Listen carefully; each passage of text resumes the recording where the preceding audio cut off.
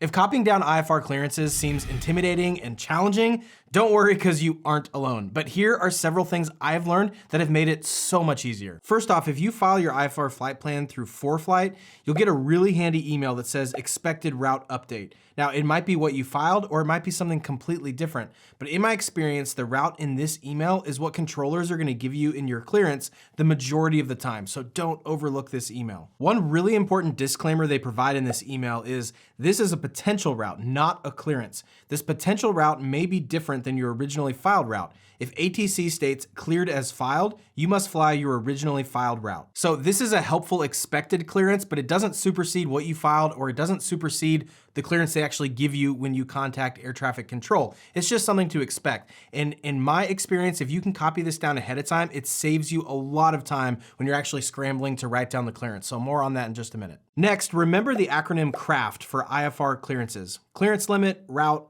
altitude, frequency, and transponder. Write down CRAFT ahead of time on a piece of paper or your iPad or whatever you use. I've really started to like using ForeFlight Scratchpad with an Apple Pencil. I found it really handy to use in the cockpit, and the case I like is built for aviation and includes a place to keep your Apple Pencil attached to the iPad even while it's still in the case. So I'll include a link at the end for more info on this. So if you're using a Scratchpad in ForeFlight, they do offer a blank canvas which has nothing on the screen, or they also have a craft template already built for you, which that's cool, but I don't really love how each letter has the same amount of room. Like for instance, you're probably going to have a lot more to write in the R route section than you are for altitude, frequency, and transponder. So I like writing out my own and spacing them a little differently and leaving the aft portion more towards the bottom rather than spread out evenly. Next, going back to that handy email that you got with the expected route update, I'll take whatever is in that email and I'll add it to my CRAFT acronym. And so this obviously isn't your entire clearance, and ForeFlight says this is not a clearance,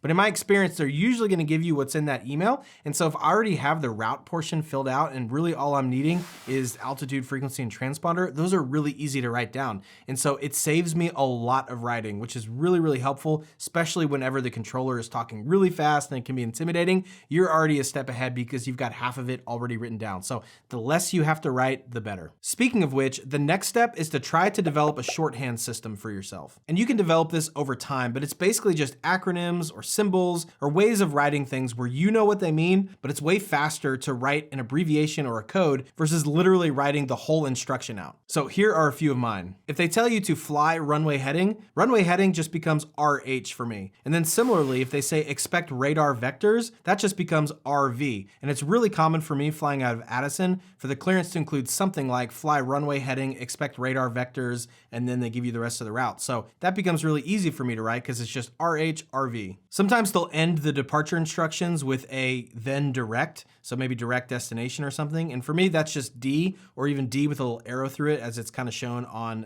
Garmin GPSs. As filed is another common one, and I'll just put AF or A/F. Another really helpful one is on altitudes. So when they give you on departure, climb maintain 2,000, expect 10,000, 10 minutes after departure.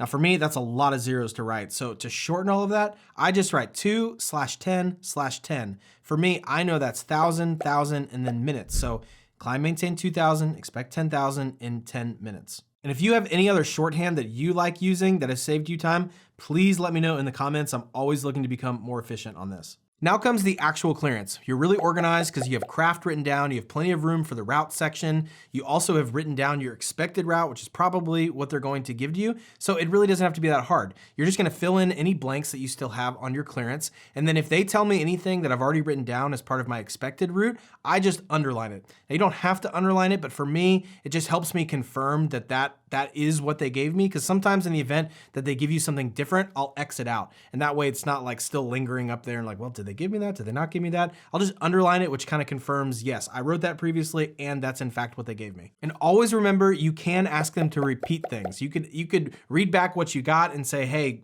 read back that route to me or read back that frequency one more time. You can do that. You're not breaking any rules.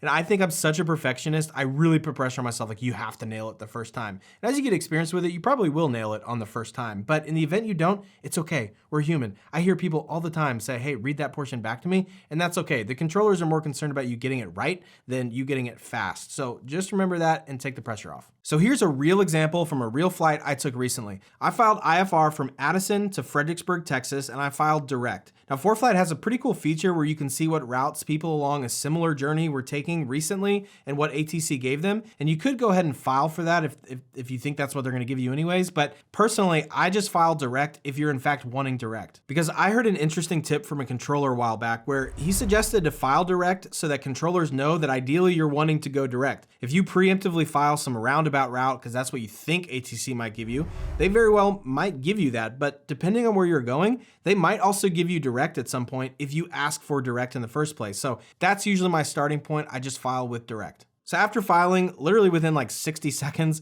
I got the expected route email that I mentioned earlier that said Maverick VOR, then Ardea intersection. So in the plane, when I write out craft, I write Tango, Tango, Tango, and Ardea in the R route section. Now let's hop over to the plane, and here's how the clearance went along with what I was writing. Addison ground, Kodiak 324 Kilo Delta, ready copy IFR to Tango 82.